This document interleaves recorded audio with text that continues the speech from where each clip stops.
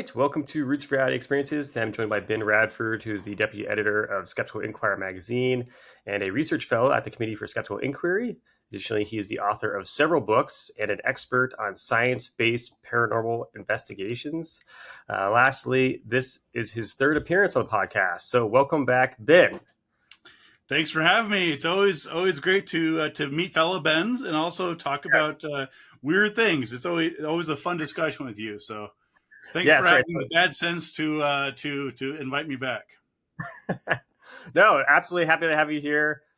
Definitely an exciting time. It's of the season, I suppose, to talk about all the spooky things that people think may or may not exist, I suppose. So, today I want to talk about ghosts, which, I guess, given this is the time of year, do you see like an uptick in ghost sightings or emails about ghosts in October? That's actually an interesting question. So yes and no. What you find is that, certainly for people who investigate like weird things, ghosts, urban legends, things like that, October, Halloween, it doesn't matter what folklorists. I mean, that's the time when your phone is ringing off the hook.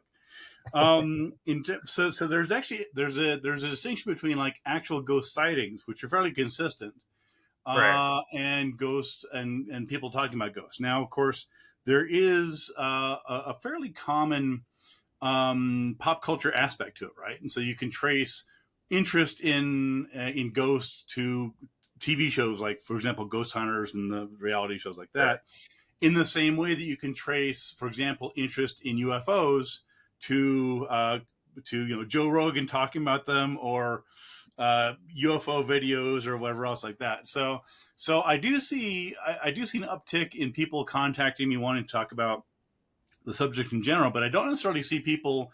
It's not like my house is only haunted in the month of October. So it depends on how you frame it. Yeah, I mean, I guess it depends on what the favorite holidays are of the ghosts that you've encountered, and there you go. Well, I'll tell you one quick thing. It was funny. Back in 2016, and I'm sure you remember this, but we had the Phantom Clown Panic. Oh yes, so, yeah. So as you know, I wrote a book titled Bad Clowns. Yep. And it actually came out that year, I think in March. And I didn't think much about it. It was my 10th book or something. And it's about evil and scary, weird clowns. Didn't think much about it. And all of a sudden, right around this time in 2016, there was this widespread panic across the country. In fact, around the world. It later spread to Sweden and the UK and elsewhere, where people were saying that there were evil, scary clowns jumping out of the woodwork and scaring people. So that was a bit of a weird panic in 2016. But it's fortunately the evil clowns have not been back since then. Yeah, no, that actually makes me think then, because I feel like I've seen a lot of these clown prank videos on social media. Are these like the same encounters people were having, or are these like just like offshoots, copying? Yeah, no. So that was actually an interesting question. So what happened was that there was, there's always been this sort of latent fear of clowns, just in general, right? Coulrophobia. It's sort of it's not a clinical diagnosis. I mean, when I was doing my undergrad work in psychology, no one said, now we need to talk about evil clowns. There's agoraphobia and fear of heights and things like that, but clowns was not among them. So what you had people who were making these viral prank videos, as you mentioned, YouTube, Instagram, and elsewhere. And then you had copycats, right? So you had people who were making these videos just sort of as a joke, or it'd be somebody, like, hey, let's put on a clown mask and drive by Walmart and scare the hell out of people at midnight type thing. But then there was a snowball effect, right? So people would do that, and then it would make like the local news or maybe the national news. And some guys, like, I'm not saying he was stoned or not, but some guys like, dude, did you see this? I got a clown mask in the car. Let's do this, man. So all of a sudden you have this snowball effect. So the good news is that there were not actually vans filled with dozens or hundreds of clowns jumping out to abduct children. It was mostly sort of a social media panic with a couple of copycats thrown in. So it's not a full-blown clown invasion, I suppose. Not yet. Although it's we're not all the way through October yet, so who knows? That's true. There's plenty of time. Yeah. Okay. Wow. Well, thinking then about ghosts, do you remember like your first ever ghost investigation? That's a good question. I remember wanting to investigate ghosts as a teenager. Like most teenagers, most red-blooded American, really anybody, I was like, these are weird stories, right? So the UFOs and Bigfoot and crop circles and this and that. And I remember probably the first one that the first ghost story I really remember reading was the Moving Coffins of Barbados. And it's I don't know if you know the story or not, but basically it's on all the classic, the unsolved mysteries and Stranger Than Science and all the, And long story short, the story was that there are these coffins in Barbados, and they would seal it. They would seal up with this big, huge stone slab. So the mystery was that this family owned it, the Chase family, and that as members of the family would die, they would move this big, heavy stone slab and to inter a new person, and the coffins that were already there would mysteriously move around. And allegedly this happened several times. People there's no way anybody could have gotten in there. There's no valuables for anybody. Why would anybody? It would take 8 men to move this heavy stone slab off of this place and just to do what? So this is a big mystery. Right. And that's the first ghost case that I remember coming across. And as it happens, I actually was able to go investigate that case in Barbados about, I want to say 5 or 6 years ago. And I kind of solved the case. So it was a cool thing of being this, I mean, I grew up in New Mexico where I still am. We're a poor state, think Breaking Bad and Bugs Bunny, right?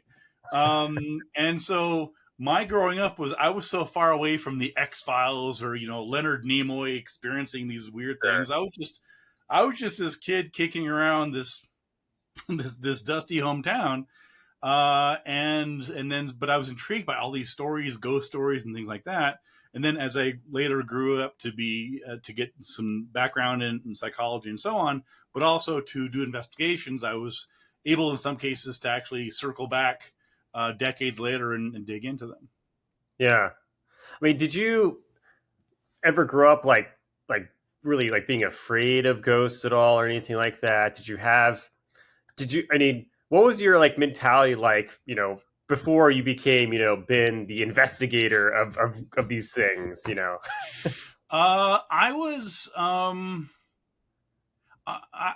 don't know that I was scared of ghosts per se. I was scared of things under the bed, which may or may not be ghosts. Let's make a very clear distinction, right? That's a big category, yeah. Yeah, so I think weird things under the bed. And so and again, I was obviously influenced by horror films and scary movies and but I remember this very clear. I remember I was probably maybe 12 or 13 or something. And I would look into I'm an only child, so I didn't have any brothers or sisters to prank me, so I figured if it's not mom and dad and they wouldn't do that, then we have a serial killer in my closet. That's clear. Wow. Unless it's the cat, right? Yeah. And so, but I remember thinking about this, and I think I'd seen, Halloween, 5 or 12 or whatever the hell it was. And I remember thinking, well, hold on here. So, if there is somebody hiding in my closet, which is possible, it does happen, that's it. Yeah. It is a real thing, right? Yeah. I'm thinking, okay, well, so, I got home from school around 3:30. I'm the only one in the house. Mom and dad are going to be home in a couple hours. I heard something in the closet. So if there is somebody, again, escaped maniac, I would assume, in my closet, he or she, Yeah. let's not be sexist, they would have had to be waiting in my closet for hours. Like, who has the time for this, right? Like, I wouldn't want to do that. If I was a serial killer, I'd be like, I'm not hanging out in this dude's closet. It's dark in there. I'm bored. I want to watch a movie. I'm going to get some snacks. So I rationally talk myself out of it. Like, there may be something in the closet, but the likelihood that somebody has nothing better to do than spend 8 hours hiding in my closet just to do what? Just to scare me? This is some elaborate plot to like stab a 14-year-old. I was like, oh, this doesn't make any sense. I was like, yeah, there probably is not a ghost there. Yeah, I mean, I feel like, gosh, something's in the closet. That's like a classic fear that probably all kids go through. I mean, I feel like in my closet as a kid, I just remember like, it'd be like a pile of stuff in there or whatever, and I would see maybe like a face out of the pile of stuff in the dark, because you're obviously trained to kind of find faces and things.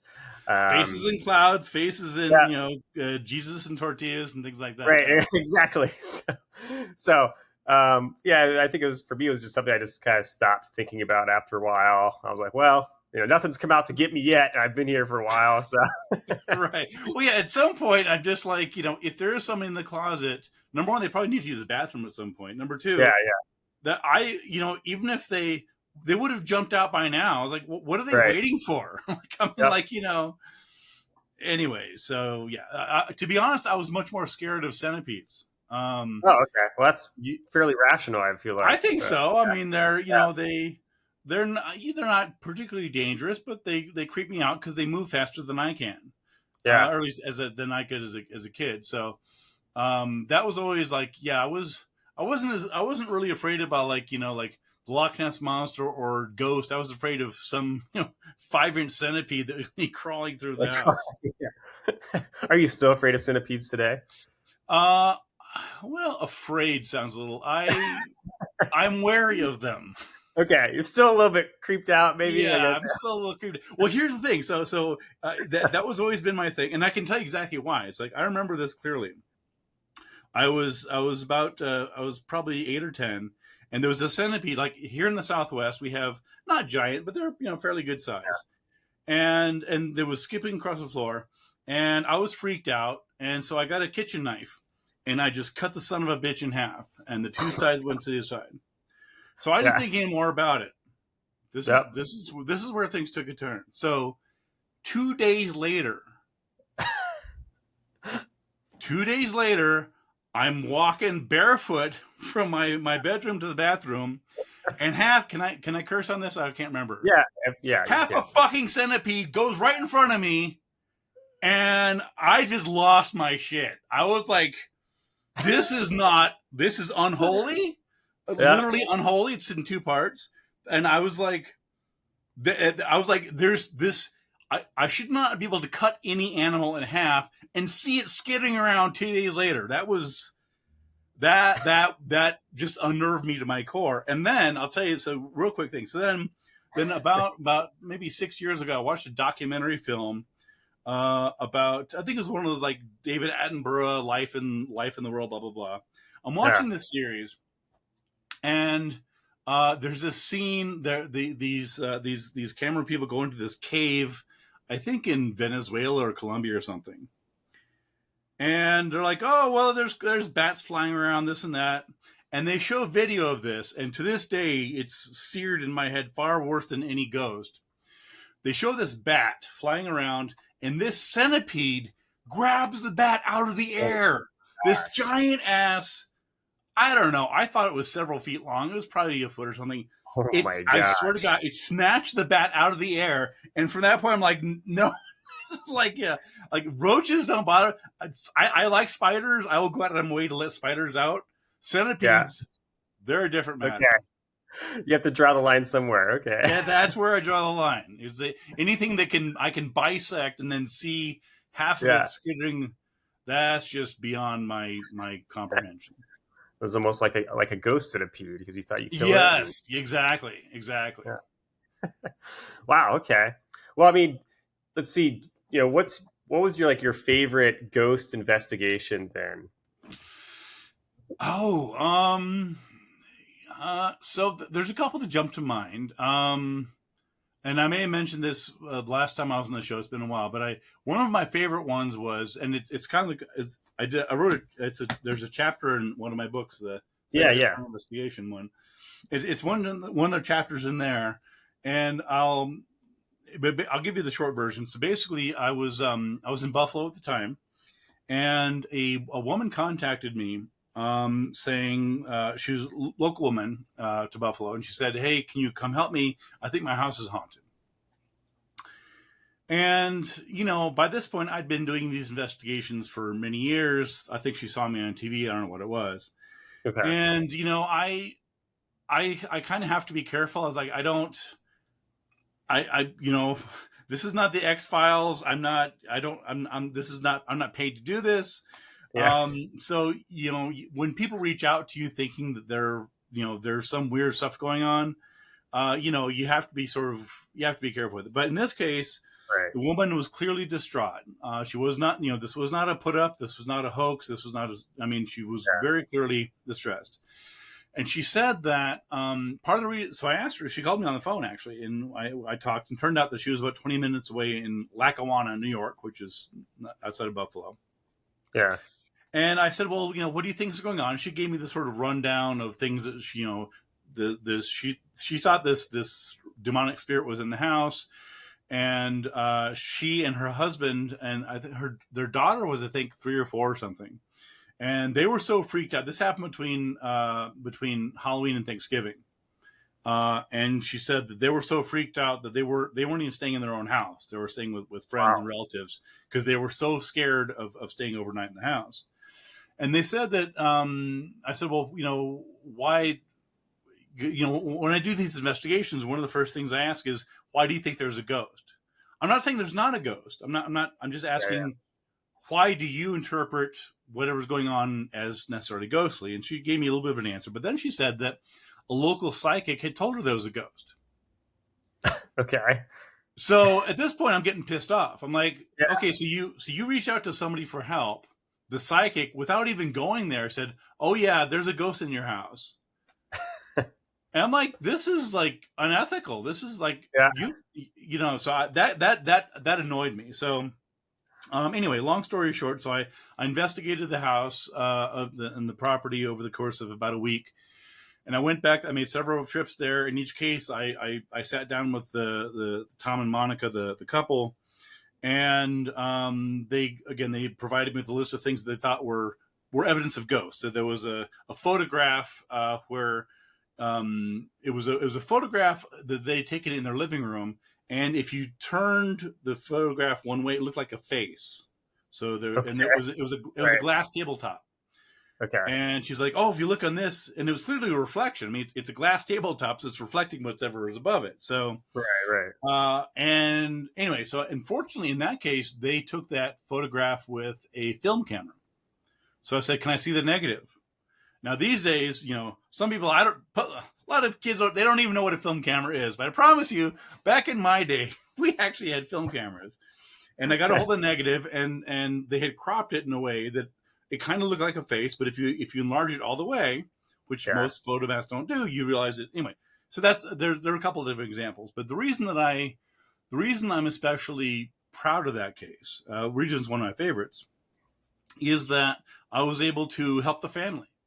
They came to me for help after some psychic had given some bullshit story validating their fears, which harmed them. Right. This was not funny. This was not cute. This family wasn't staying in their own house. So this is not some abstract harm. This is something that somebody needed to go and help these people. So anyway, I did the investigation. I showed them, I brought them along with me. I didn't go in there and saying, well, I'm the expert and clearly this is all bullshit. I said, right. I don't know what's going on. I just got here. Help me understand this. And I said, there might be other alternative explanations for these other than ghosts. Help me figure this out. Let's work this out together. So anyway, that was one of the. I later got a very nice note from Monica saying thank you. We're back. We're back in our house. The daughter is okay. We're no longer worried there's a ghost in the house. So that's one of my favorites. So big success story then. So that's good. Yeah, it was. I mean, it was a success insofar as I was able to help them. I mean that in my. I mean, my goal when I approach mysteries, whether it's crop circles or chupacabras or ghosts or whatever it is to solve the mystery. That's my goal. Like, there's something weird going on here. It might be paranormal. It's probably not, but it might be. Let's figure this out. So my goal is always to solve the case. Excuse me, but even more important, I want to help people. And telling people that their house is haunted when it's not doesn't help people. That harms people. Yeah. I've seen that firsthand. Yeah. So that's, again, it's a, skeptics often get sort of trashed and tarnished as being negative and naysayers and debunkers and this and that. Yeah. And I don't see it that way at all. I and my colleagues, we're sincere in trying to help people, and oftentimes we do. And I see it as doing that. Yeah. Yeah. I mean, I think that's the best way to go about it. Because obviously if you're just going there to be a contrarian person to whatever these people are believing in, instead of just being open with them, like, okay, let's actually look at this. You're gonna have a different mentality. I'll give you another quick example. Yeah. Like in that particular case, so the couple was Roman Catholic. In fact, they had a priest come out after the psychic had told them there was a ghost in their house. They had a priest come out to bless the house, and that didn't work. Yeah. So it was interesting because I remember I wrote an article about this. So as I was going back to tell them the results of my investigation, I had to figure out what I was going to tell them, right? Because if I told them that their house was never haunted and ghosts don't exist, they wouldn't believe me because right. I mean, by Roman Catholics by definition believe in ghosts. That's the Holy Ghost. That's not. I'm not making fun of anybody. That is part of the belief system. Yeah. So had I told them ghosts don't exist, they wouldn't have believed me. They'd be like, well, you don't know what you're talking about because we saw them, and that also contradicts our faith.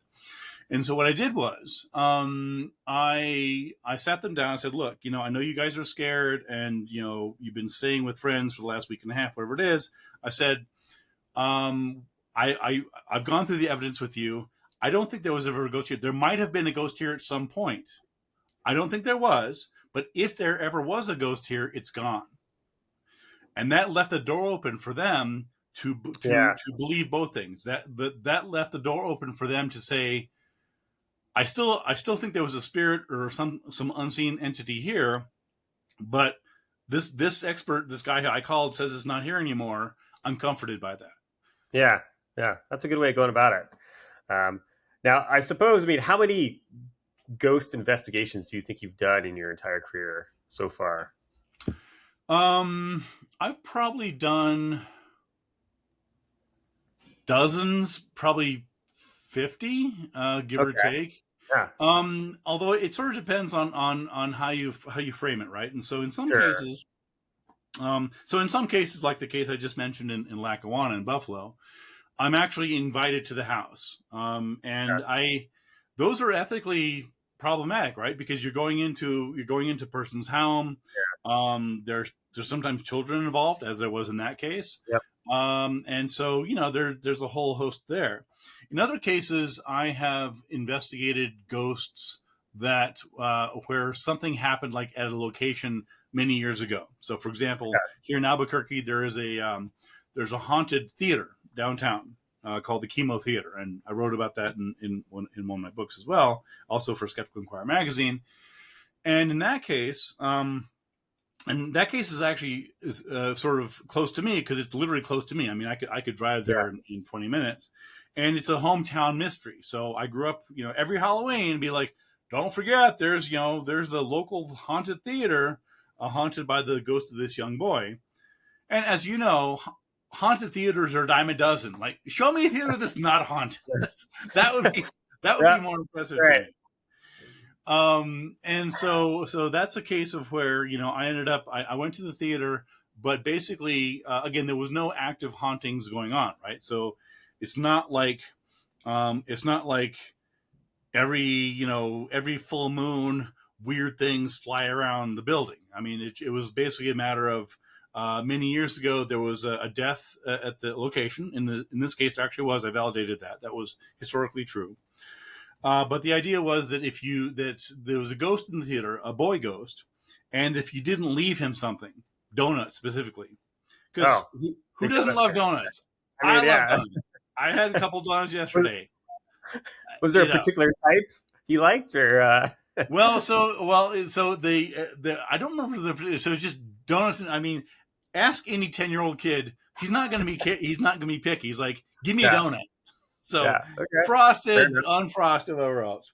But then eventually, what happened? So what happened was that in the tradition, so people would by theater I mean like an actual stage. So this isn't a movie theater, although sometimes they show films there. It's a stage. So people would have productions, and the story was, the ghost story was that if you wanted to put on a performance at that theater, and maybe to this day they still do that, but certainly that was the story, you would leave something for Bobby, the young boy ghost. Typically it was donuts. As you can imagine, that gets a little kind of rancid, right? A bunch of donuts. Rats love this. The rats are like, like, oh my God, isn't this mysterious? There are tooth marks on the donuts. You think? How big are those tooth marks? So anyway, long story short, so I investigated the case, and there was one reputedly haunted time when they refused to give him donuts. Right? This is again classic ghost story. Don't piss off the ghost, right? So somebody when they were putting on a production of A Christmas Carol, the director said, "This thing is ridiculous. I'm not going to put out ghosts for this. I'm not going to put out donuts for this ghost." And everyone's like, "Don't tempt the ghost. Haven't you seen horror films?" And he's like, no, this is silly. So once again, of course, the skeptic has his comeuppance. Anyway, so I investigated that case, and it was more of a historical one where I went back and I realized that allegedly poltergeist ruined performance never happened. Like it was not a thing that happened. So once you sort of go back and you check facts, you interview witnesses, and you circle back and you say, okay, well, what's the evidence for these things? Oftentimes it just sort of evaporates. It's somebody said that somebody said. And, I love ghost stories as much as the next person, probably even more. But at the end of the day, my question is, but is it true? Like, I love the story, but what do the facts say?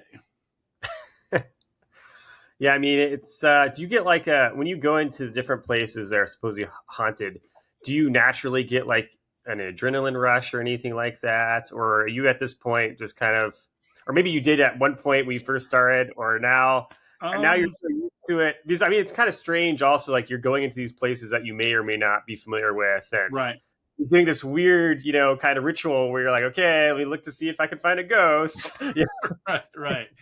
Well, so.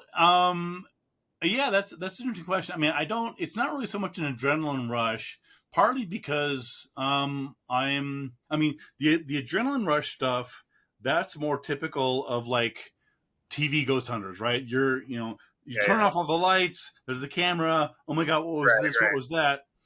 But that's not actual good investigation. That's not an investigative strategy. It's basically turning off lights and looking for something weird. So what I do is more methodical. So what I do, the approach that I take, I will plug my book, Investigating Ghosts. The approach that I take is to basically, the first thing is to establish what are the claims, right? So what is somebody saying happens there? Is it something that happened last week? Did it happen in 1920? Did it happen, is this a recurring event? Were there eyewitnesses? Is there video footage? Is there photos? I mean, what is being claimed? And typically what you find, and that's the first step that I took. So I typically, I will spend, in some cases, weeks or longer just collecting sources. So I have a big library behind me. Some of it's there. I got plenty more in the other rooms. So I've already got a bunch of books, including ghosts and things like that. So I try and I cast a wide net. So the question is, okay, well, what did somebody say about this? So I go through 20 or 30 books. I go online, I go to the library, and I'm searching for. I take screenshots. I print out hard copy. So I collect it all. And I pour through it, and I establish a timeline. Right. So this is this source from 1977 says this. This source from 1985 says this, and so on. And I go through it, and I say, okay, well, this said this. This said this. This author clearly plagiarized from this. I see that quite a bit. Yeah. And then I go through it. I say, okay, well, how first of all, what is the body of the story, and what of these claims are testable, right? What of these 3 or 4 or 5 things that are said to happen, what is the evidence for them? Is there a photo? Is again, is there an eyewitness I can talk to? This happened last month. Is everybody long since dead, and things like that? So then I cull up a list of claims that I could test, right? So, for example, in the chemo theater ghost I mentioned a second ago, right? So, if it's true, with emphasis on the if it's true that if you don't leave donuts for the ghost, he will ruin your play with poltergeist activity, I'm thinking, I can do that. I'm willing to risk pissing off a ghost to see this. I will take that challenge, right? The gambler, all right. I'm the gambler, right? So, and this is always me, right? Like, well, don't do this, it's cursed. I'm like, is it now? Well, we can test this. Right. Yeah. So anyway, so that's what I try to do. So anyway, where I'm going with this is that because my process is very methodical, it doesn't lend itself to adrenaline. It's more like, oh my God, I've read this same account 15 times. Right, I want to go to sleep. Yeah. So, yeah. That being said, I do have an adrenaline shot. There's been a couple times when, and this is very nerdy, but it's the answer. There's been a couple times when I've discovered something where I'll be going through some reference or some key or something that I know no one else has discovered, no one else has figured out. Okay. There's a couple examples. I can think of one where it was from my chupacabra research.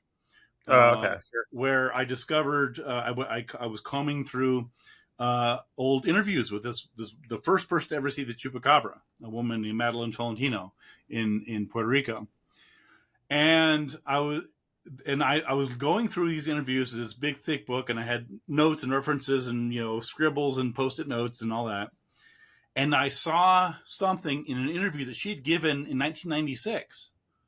This is not something I made up. And I'm like, this is the smoking gun. This proves, and it did, where the chupacabra came from, because she said that she saw this science fiction film Species just before she saw the chupacabra.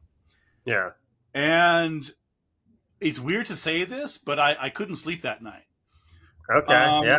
Because I was like, I pieced this together, and it sounds. I mean, it's weird because it's such a like something that no one else would care about. I'm the only person that would give a shit about. But I'm like, no, I figured it out. I pieced it together. And it's probably like, I would imagine if a paleontologist discovered, a new subspecies dinosaur, they're like, definitely. Oh my God, this is so cool. And everyone else is like, nobody cares. Like, yeah, they do. This is cool. So.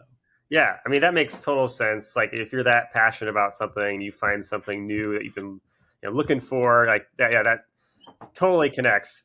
So I guess that's the extent of my adrenaline rush. Yeah, but you're not like, obviously you're so used to doing all this type of like research into paranormal claims and everything else that you're not coming in like someone who isn't a professional who would actually be like a little bit creeped out by the idea of investigating something that is claimed to be paranormal, I suppose. So. Yeah, I mean, I thought about this. It's like it's kind of ironic that on paper, in theory, I'm investigating scary things. Yeah. And I sometimes forget that. I sincerely do. I just, you know, on theory, I mean, I wrote a book, I co-authored a book with Joe Nickel on lake monster mysteries, on lake monsters, right? Bigfoot, lake monsters, the word monster is right in there, right? Ghosts, demons, the things that I investigate and sincerely investigate. I mean, like, I don't just, you know, I go out in the fields. I mean, I've been there. I've been to haunted locations. I've been in the presence of people who are possessed or believe they're possessed. I mean, you know, this is what I do. And I think part of it is there's an interesting dichotomy, because if you've done this for a while, as I have and as others have as well, then, you know, you recognize the signs, right? You see, this is probably what this is, and this is not, like, you know, if there's I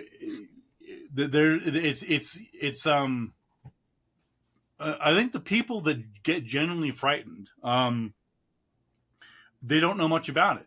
And that's always one of the, I mean, just to, you know, I was talking a second ago about, you know, wanting to scare up a curse. Right. And so, I've always been sincerely baffled when I hear or I see accounts of ghost hunters, sometimes on TV, sometimes not, who will, they're ostensibly there to investigate, right? That's why the cameras are on them. They're doing this, and they see something weird, they hear something weird, and they run away.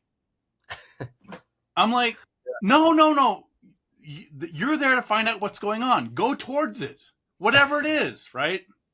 And it's just it's and again, I've been, and, you know, part of it, it's play acting, right? It's for the camera. You have, oh my god, right? So they have to play up the fright, right? I get it, but at the same time, like, if you're sincere, right? If you sincerely are in the presence of something unknown, I want to go towards it.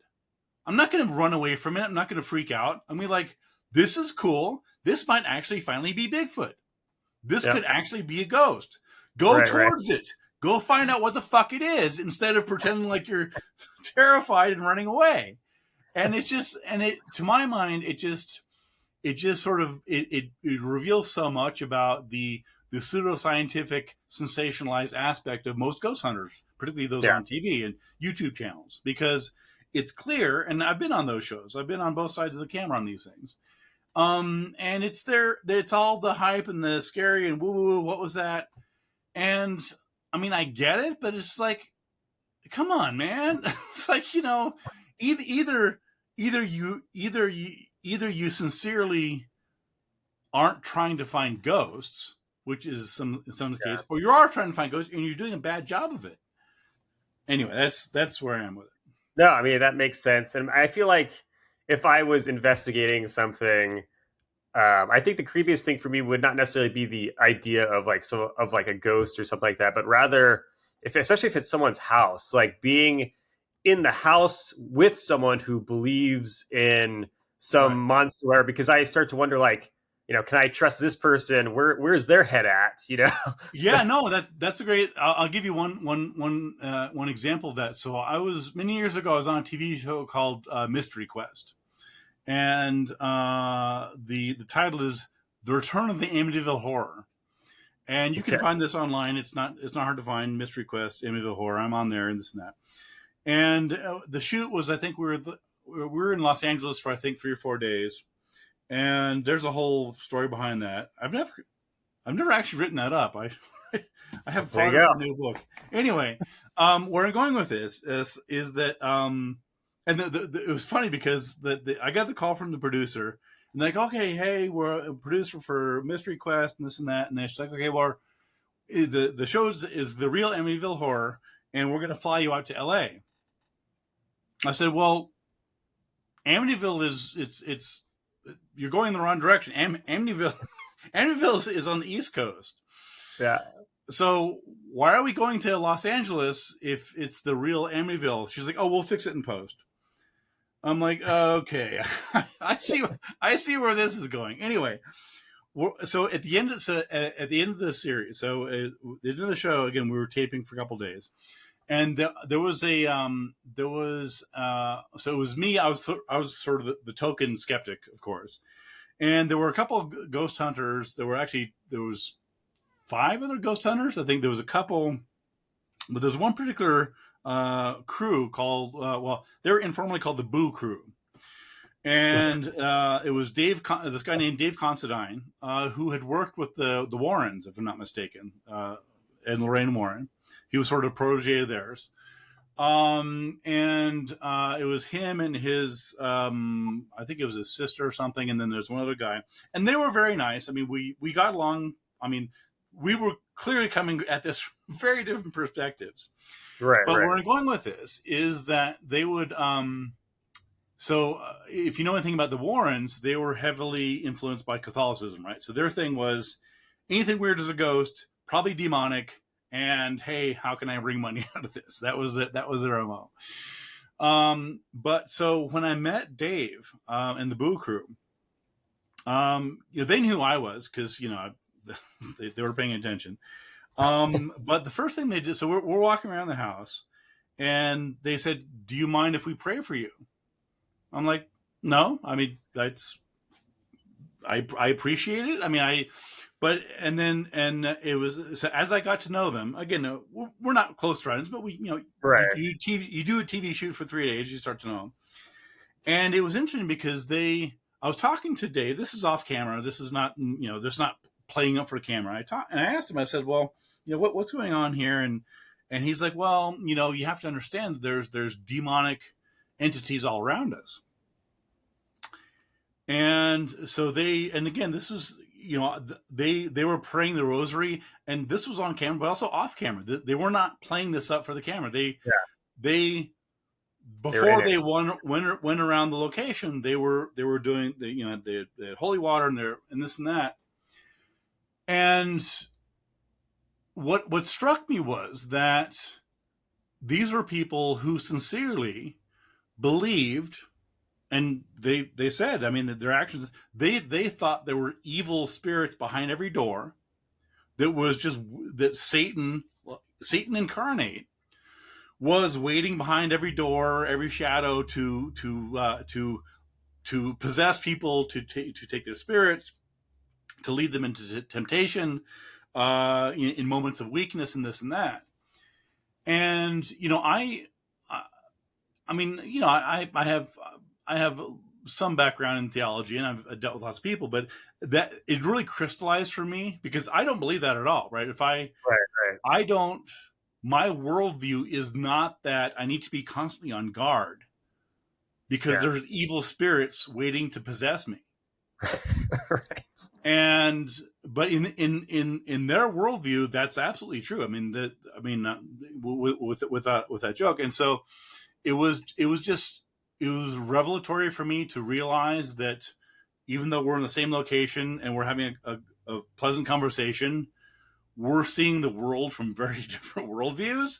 I honestly, I don't mean this to sound condescending, but I kind of felt bad for him. I felt bad for him and people like him whose worldview is that the world is against them. If bad things happen to you, it's because there's a curse, because Satan is trying to hurt you, because there's evil spirits and stuff like that. And again, that's not part of my worldview. So if something bad happens to me, I don't assume that it's demons or it's slightly off topic. It reminds me of like when a while back when Trump was on the escalator, right? He's going on the escalator and the escalator stops. Yeah. And he's like, who turned off the escalator? This is sabotage. I'm like, that's right. It's an escalator, dude. I've been on escalators that have just suddenly stopped. Yep. It doesn't mean people hate you. They may for other reasons, but again, it's like this notion that like if something bad happens, it's because it's intentional. And frankly, that serves as the same premise for witchcraft accusations. Yeah. In Africa, in Salem, and so on, this notion that something bad happens, you can't explain it, or you don't think there's an explanation. What do you look for? You look for evil, powerful enemies. You look for someone who cast a curse on you. You look for a vampire. You're looking for a witch. You look for some poor woman down the road who, you know, maybe people don't like her for whatever reason, right? And so it's very easy to scapegoat innocent people in that worldview.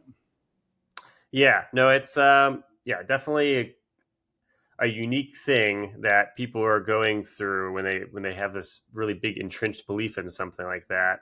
And it's yeah, it says you can't imagine how much it must suck because you're basically in perpetual fear like your entire life Yeah, I if you're mean, wrapped. and that's and that I mean, I remember I was researching the Salem witch trials and some of the transcripts, and it's interesting. You go back and you see what the accusers are talking about, and they're very clear. Like, you know, Satan is behind everything bad, and consortium of witches, and anybody can turn, anybody can be possessed, and this and that, and it's just such a oppressive,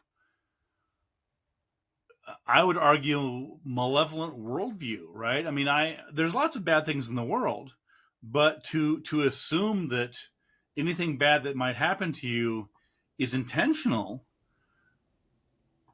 is got to be really scary, frankly. Yeah, no, that's yeah, that is has to be awful for sure. So you know when you're investigating then all these different things, I mean, what percentage would you say of your investigations would result in people accepting like what you explain to them is happening versus what percentage is people thinking like, oh, we just need to find someone else because you're not giving them what they want to hear, you know? Are you talking specifically about ghost investigations or generally? Yeah, I guess I mean, you could do both. So I guess ghosts first, and then I guess if, for the others, maybe there's different sort of levels Right. of. Um, that's a good. So I think part of it depends. I would say probably 50-50. It depends on a couple of things. Number one, if it's a haunted ghost tourism place, for example, I've investigated haunted hotels The and classic. restaurants. Yeah. Yeah, yeah, classic, right? So I've investigated, God, probably a dozen, 20 or something, and in those, let's just say a haunted hotel. Like there's a haunted hotel in northern New Mexico called the St. James Hotel, just to pick one of many examples. So I went there. I did investigation there. I did historical research on there. It'll be in a book. That investigation will be in a book I'll hopefully out next year called Weird New Oh, Mexico. nice. Um, but so that's a case of where, you know, at the end of the day, um, the hotel owners don't care. They you paid your bill. Yeah. We got your money. Yeah. We don't care what a skeptic says. That's not, and it's not. They're not being mean. They just don't care. They're like, there's lots of ghost hunters right behind you who even if you explain why there's no ghost here, even explain why ghosts didn't appear for the first 110 years, it doesn't matter because their feelings aren't hurt at all. You're another paying guest. You're welcome to go. You can do your debunking video, and there's 30 other videos or 300 other videos that Yeah. are saying exactly the opposite. So, do they accept it? It's irrelevant. I mean, they're not going to suddenly say, "Oh well, this noted skeptic says there's no ghost here. I guess we should take that off the website." They're going to say, "Thank you, come again." Maybe if you if you spend more time here, you'll do that. So in those cases, they don't accept it, but because they have no incentive to, and I'm one of dozens and dozens of ghost hunters who came through that month that were looking for stuff. Yeah. In other cases, for example, the one I mentioned in Buffalo and Lackawanna. So in that case, they did accept that I had solved the case and that it wasn't actually a ghost, or if there was the ghost, it was no longer there. The main factor is bringing them along, is involving them in the investigation. That gets you a lot of purchase because again, if you just go into it saying, well, this is all ridiculous and I'm the expert here and you don't know what you're talking about, they're not going to listen to you and you're not going to help them. Yeah. If you say, hey, this is interesting, thank you for bringing this case to me, help me sort this out, right? You were there. What did you find? And you say, let's look at this together. So I can sit down with them and I can say, okay, I know you think that this was probably a ghost, but here's other. I'll give you one quick example from that case because I mentioned it earlier. So they did their own investigation. This is the case in Buffalo. They did their investigation in which they took a tape recorder and they put it at the top of the stairs, and they pushed record and they went downstairs, and they were silent for, I don't know, 20 minutes or something, and they went back up and they replayed it and they turned it way up and they heard voices. And they said, there's nobody upstairs. There's only the two of us in the house. We heard voices. It wasn't us. So therefore it's ghost. And again, this is one of my books here. So I said, okay.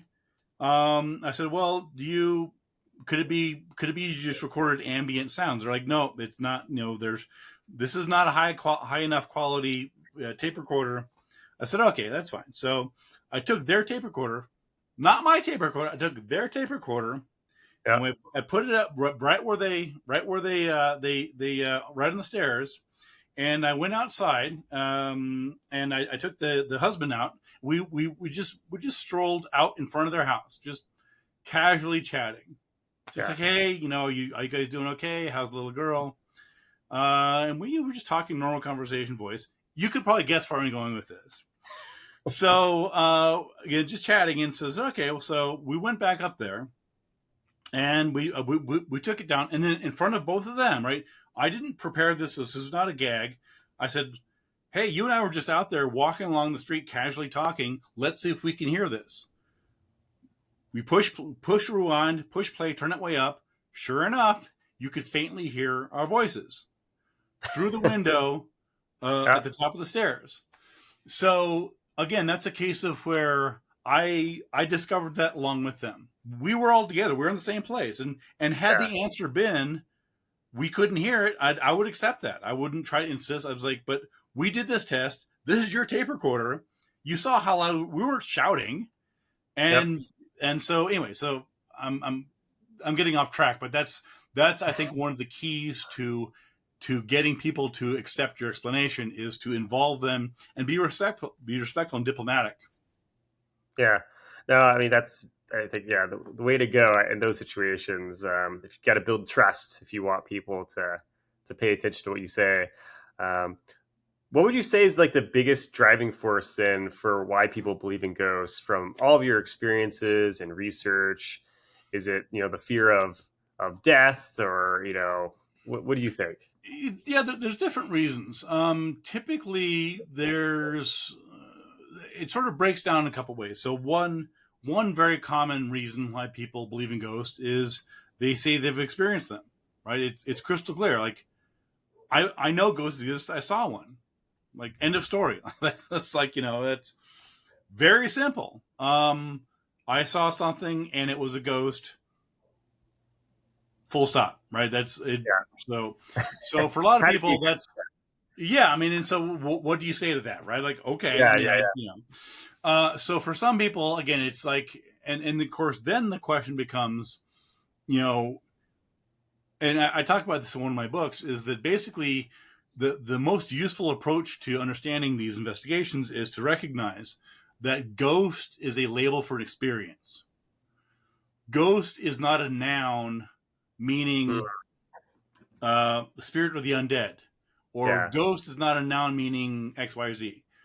The word ghost is a label for something weird, which I can't explain, which resembles the pop culture, popular notions of what ghosts are. Right. And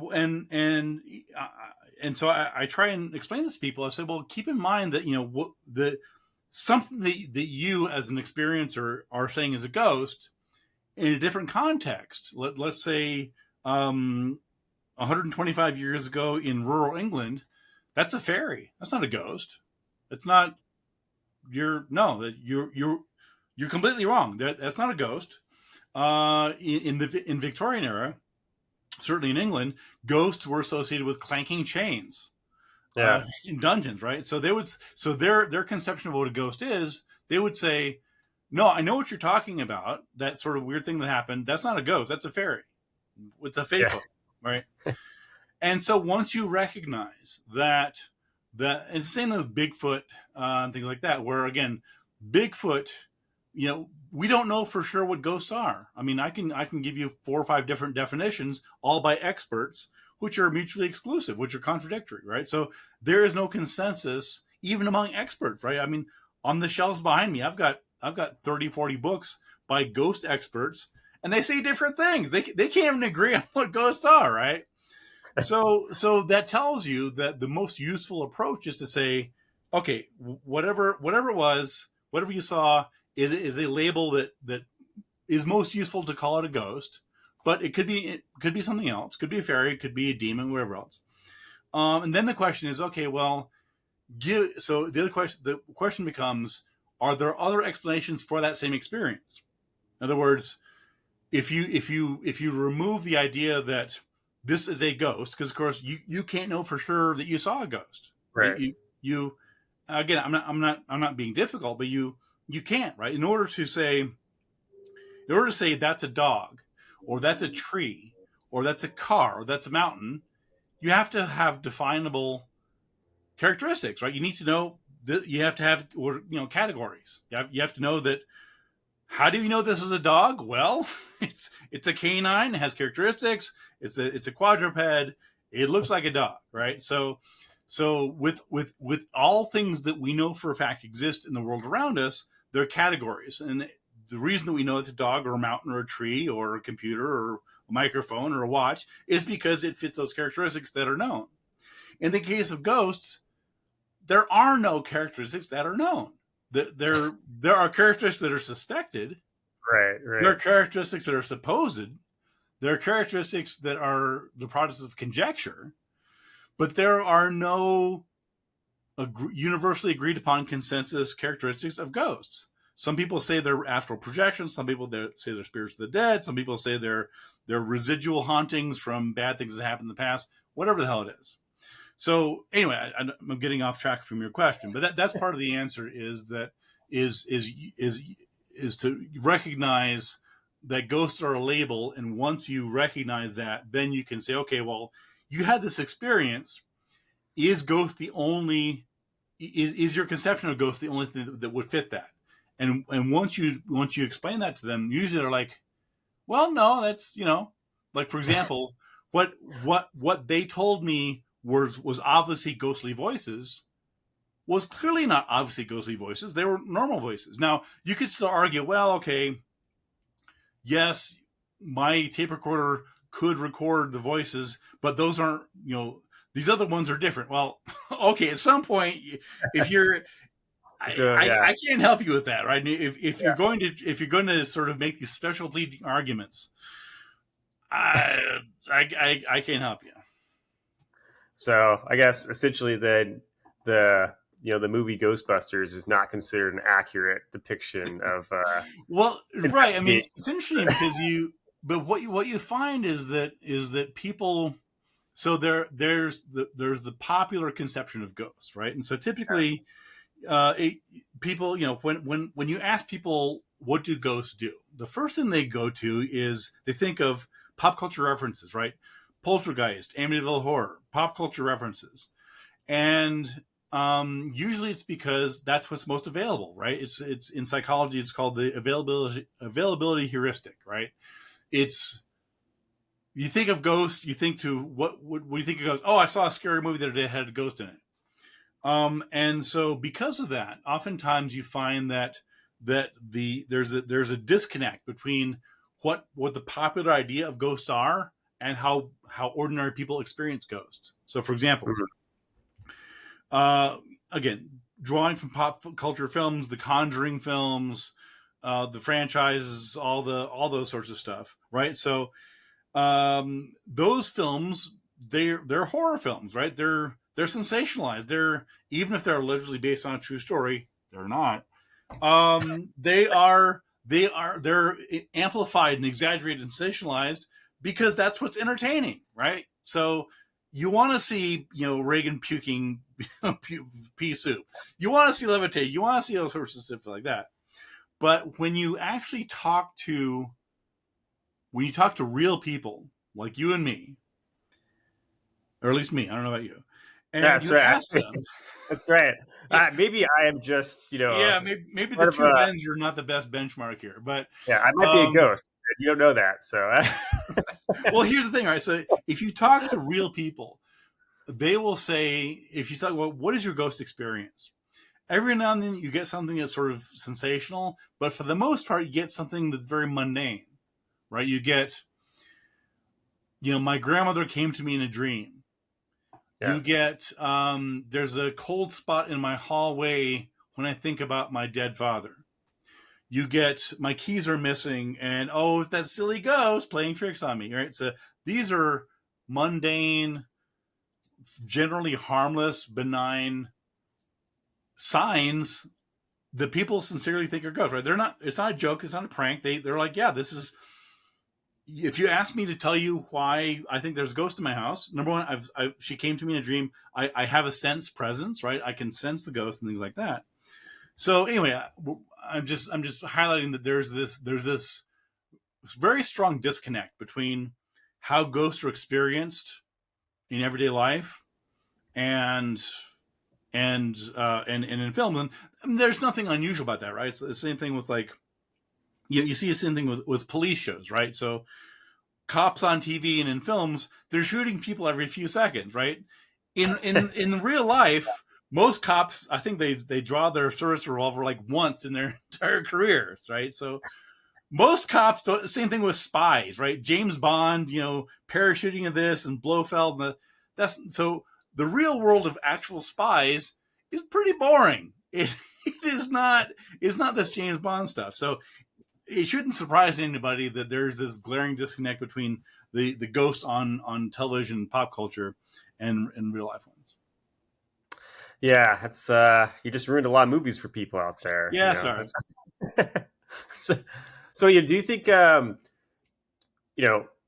technological advancements? Obviously, you've been doing this for a long time, and technology continues to just change constantly. Has technology increased the number of people believing in ghosts or decreased it? What do you think? I would say technology writ large has increased the number of people who believe in ghosts, but it's not. It's indirect. So, for example, okay, one of the biggest drivers of ghost belief in the last 2 decades is the internet. It's TV shows.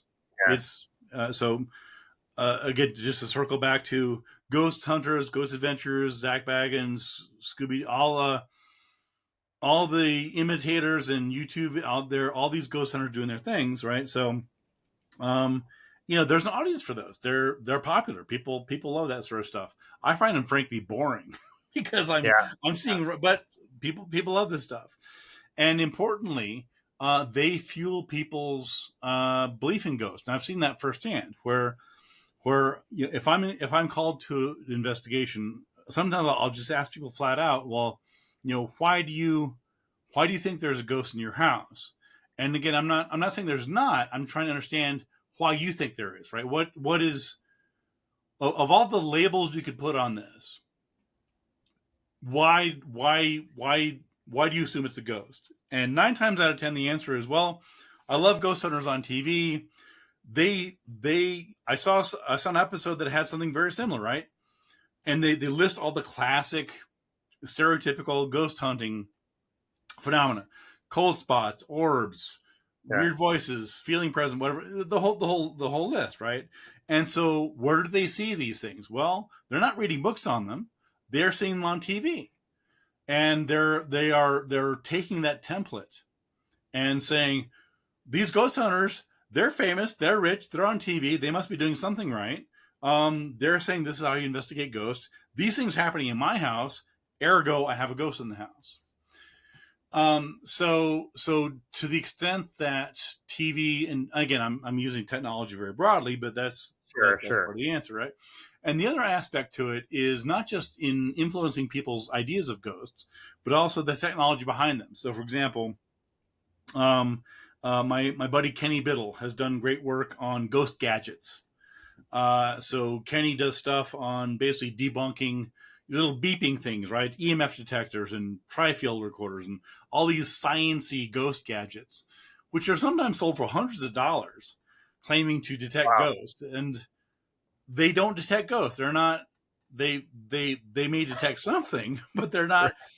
You can, Yeah. you. It's literally impossible to build a device that detects something that has been proven to exist. Like that's not a thing. So, Yeah. so again, to the extent that that technology has allowed everyday people to go to Best Buy or Edmund Scientific or Radio Shack and buy a beeping ghost detector that then validates their right. So keep in Yeah. mind this is what happened, right? Is that the TV shows like Ghost Hunters, they've democratized ghost hunting. So for many years, ghost hunters were like Harry Price and people like that who were experts and knowledgeable in this and that. And the TV show Ghost Hunters comes around, and their premise is you don't need to be a scientist to investigate ghosts. You could be two plumbers. We're a couple plumbers. We're just ordinary everyday guys who are brave enough Yeah. to and that's a very appealing premise, right? Because it means like, oh my god, these guys are investigating ghosts. I could do that, right? They're not scientists. They don't have degrees in anything. They're just ordinary dudes who are out there looking for ghosts. And well, what the hell? I could do that too. So this inspires scads of amateur ghost hunters across the country and around the world to do it, right? And so they use the beeping gadgets. They pay a couple $100 for this EMF detector, whatever else, and it allows them entry into this otherwise sort of forbidding field where you don't have to have a degree. You don't. All you need is a dark place, an assumption that anything that beeps is a ghost, and you're there. And so that's the extent to technology that's one aspect that technology has really influenced belief in ghosts. Do you think that AI is going to have an impact on the belief in ghosts at all, or is there some way that could play a role in the future? Well, yeah, I mean, that's an interesting question. I mean, so AI has sort of had a couple different aspects to it. One of them is that paradoxically, it has made people more skeptical because everybody knows that AI can be used to fake stuff, right? Yeah. I mean, even your most gullible believers knows that AI can fake all sorts of stuff. Right. So as a result, and this is sort of paradoxical, right? Because you would assume that, well, all this fake stuff, there's the deep fakes, this and that. And so in some ways, it's not good, but people, again, no matter how gullible you are, you have to admit that, I mean, social media is flooded with fake images, right? Yeah. Fake Yeah. images of, Martin Luther King meeting Abraham Lincoln. What? That didn't happen? Oh my God, Ben, I got news for you, man.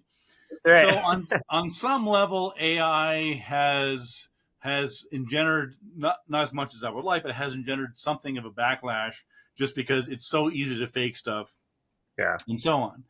That being said, so then the question becomes, what would be the applications in ghost hunting?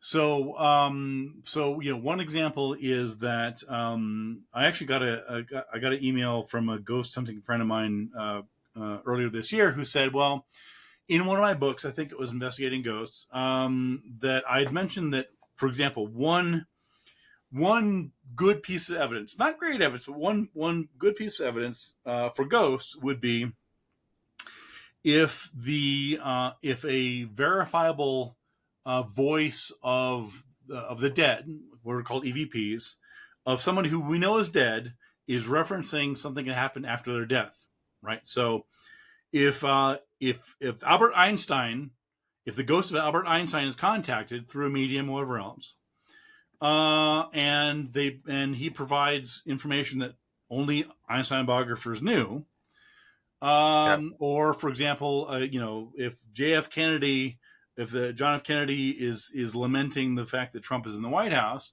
and this can be verified, right? So here's the thing, right? So in Kennedy's case, there's lots of audio clips of him. We know what Kennedy's voice sounded like. He was well recorded and this and that. So in some ways, that would make it even more suspect, right? Because if a ghost hunter said, "Wow, I was at the White House and I got this amazing EVP of Kennedy talking about Trump," people would be like, "Did you? Did you? Okay, because it sounds pretty sus." So my guess is that AI will be used in ghost hunting to try and sort of build up evidence of ghosts. For example, people may try to use AI to say, okay, well, we went to this location and we had these photos, but the photos were really blurry. Let's use AI to bump it up, right? So what would be just an ordinary shitty photo, of which there are many, is now an even shittier photo, but it now looks more like a ghost. And why? Because they ran it through AI wanting to make it look more like a ghost. So Yeah, I'm sure you could create all sorts of videos and images now that make it look like there's a ghost somewhere. And I mean, you're already seeing lots of people create these fake images of like a person in their house with them, and right, yeah, I saw that, yeah. So it's just, yeah, pretty ridiculous. And I can only imagine 10 years from now how that technology will change. So as it continues to grow. Yeah, I mean, I think it could be ironic. There could be sort of a version of events where AI typically would actually make ghosts less believable. For example, and one example that's obvious is Bigfoot, right? So, to this very day in October 2025, to this day, what is widely considered the best evidence for Bigfoot, the best video evidence of Bigfoot, was shot in 1967. I mean, I'm old, but that's before my time. So you have to hold on here. So if Bigfoot are real, and there has to be more than one of them, right? Breeding population, there have to be thousands of Bigfoot. How exactly is this? Just work with me here. How is it possible that there's all these Bigfoot out there, Pacific Northwest, across the country, Sasquatch, Canada, around the world, and we still don't have good quality evidence, right? I mean, people have high quality, phones, high quality cameras on their phones everywhere, and yet the evidence, the video evidence for Bigfoot has, if anything, gotten worse since 1967. So at some point, you have to just, say, hold on here, right? How does this work? So, yes, it seems like, there's not much evidence has popped up with technology in terms of ghosts or Bigfoot, which I guess is good or bad depending on how you look at it. I guess if you really want to believe in it, it's bad. But if you're if you don't care, it's like, okay, well, that's fine. Well, I mean, one thing that needs to be kept in mind is that, like ghost hunters, most Bigfoot believers, they're not trying to scientifically search for this. This is not. Yeah. It's not. They're not doing investigation, and I don't mean that in a haughty, dismissive way. They're just not. Right, they're hanging out with their friends, right? They're wandering around haunted locations with the lights off, saying, "Oh my God, what was this? Let's go get a couple of beers." So, I mean, that's always been my criticism of the paranormal community. It's not that I criticize ghost hunters or Bigfoot hunters or crop circle investigators or psychic, anything like that. It's not that I think that's stupid or silly. Quite the opposite. This is interesting, right? If ghosts are real, this is important to know. This is cool. This is interesting. Yeah. If Bigfoot are real, this also is a valid scientific topic, right? How have these animals somehow been able to escape detection for millennia, right? Where do they fit in the family tree? What's their phylum? What's their genus, right? How do this same with psychic abilities, right? If psychic abilities are real, that's important to know. I want to know how this works. Under what conditions does it work, and so on. So my criticism has always been that ghost hunters, they're not taking it seriously. My criticism of Bigfoot hunters is they're not doing their job, right? Yeah. If these things are out there, if your premise is that Bigfoot's real, if your premise is that ghosts are real, and they might be, then the question is, why haven't you found it? Why are you doing such a shitty job? You can't find what you say is out there. And that's a fair question, right? And so, like you claim to be ghost hunters. You've been on TV for 10, 15 years. You've written all these books. You do your shows. How is it that after all this effort, after all the money and time and effort spent, why is the evidence so bad that we still don't, there's still no consensus on whether they exist or not? So the answer is either that they don't exist, and that the people are mistaking, the evidence people are mistaking for Bigfoot or for ghosts is actually other things. Hoaxes, optical illusions, pranks, a number of things. Or they do exist, and the methods that are being brought to bear are incompetent. Whatever you're doing ain't working, obviously. So if you think these things, this has always been my challenge to ghost hunters, to ghost investigators, to psychics. Take your pick. If you truly believe these things are real, then do better research. Don't blame skeptics. Don't blame the average people if only 30% of the population believe these things are real. Do better research. Do better quality research. And I promise you, the scientists will pay attention. The skeptics will pay attention. The general public will pay attention. But you have to do the research. You have to provide the evidence, and they're not doing that. Yeah, it seems pretty clear. Yeah, it's not a lot of stuff is coming about that's pretty obvious of proof of anything. So, if you could have one paranormal or supernatural entity exist, like which one would you choose? Which one do you think would be like the coolest thing to be real if it was? I would say that the coolest thing that I would like, well, one example would be the chupacabra, just because I've invested so much time and effort into that son of a bitch. I would say, I would say probably, just generally, I would say ghosts, because the question then becomes, number one, this is super cool, and number two, what are you? Right? Are you some unknown form of energy? Are you actually memories of the dead?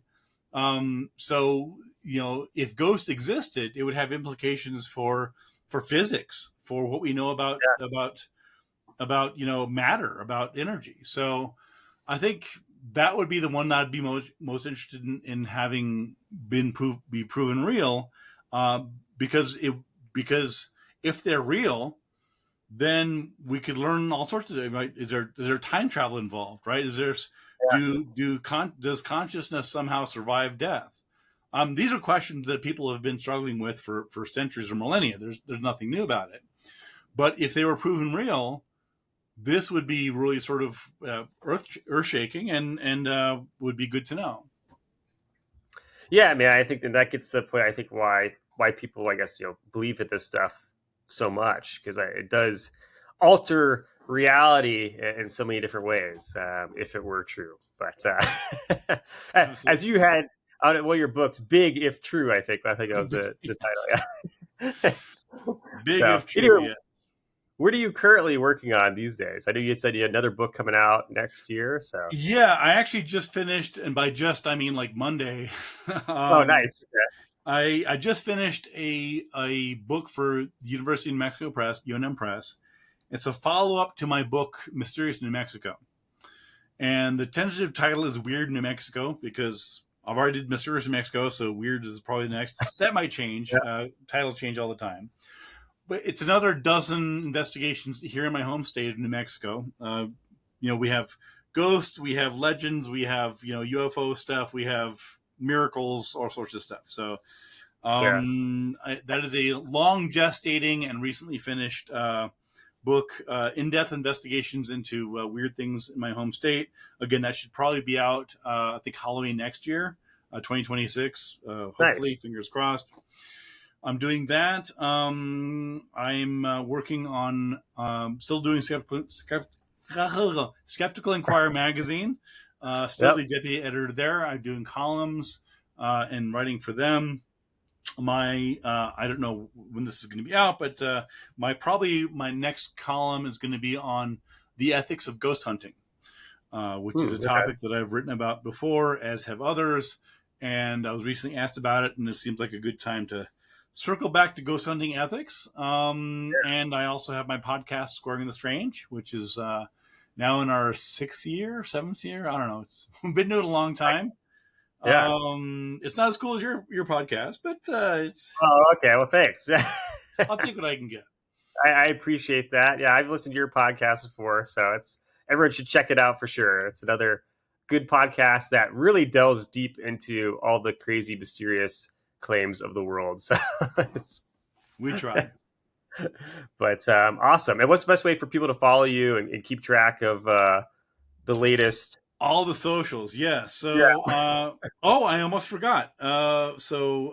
Speaking of, I mentioned Bad Clowns earlier. I totally forgot, but I recently finished a film. So how do you forget a film? I wrote and directed a short documentary film, and it's titled "State of Nebraska versus Crotchy the Clown." Oh, yeah. And it was finished a couple weeks ago. It will be in film festivals, hopefully later this year and early next year.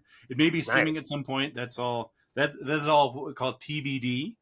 But yes, it's a true story. It's a documentary film about a clown, guy that dressed as a clown in Lincoln, Nebraska, in 1992, who was arrested for reviewing porn films on public access television, and a case that actually made it to the Supreme Court of all things. God. So it's anyway, Nebraska v. Crotchy out there.